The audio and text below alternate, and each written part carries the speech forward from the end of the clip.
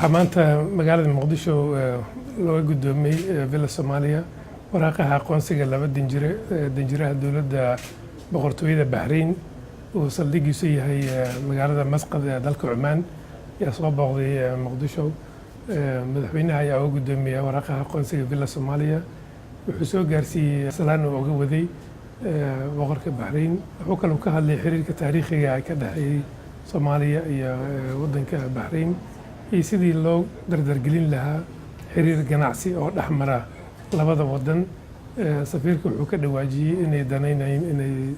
dowladda Soomaaliya ka kaashadaan sida dhoofinta xoolaha kalluunka iyo beeraha ka soo dalagga beeraha sida mooska iyo waxyaalahaas oo kale sidoo kale waxaa yimid magaalada oo soo booqday isagana safiirka dowladda walaalanaha ee Burundi safiirkaasna wuxuu dhiibay maanta waraaqaha aqoonsiga madaxweynaha ayuu dhiibay kadib wuxuu soo gaarsiiyey madaxweyne salaan uu ka waday madaxweynaha dowladda Burundi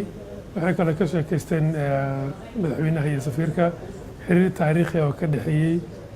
ciidamada Burundi halkan ka jooga madaxweynaha ka mid celiyay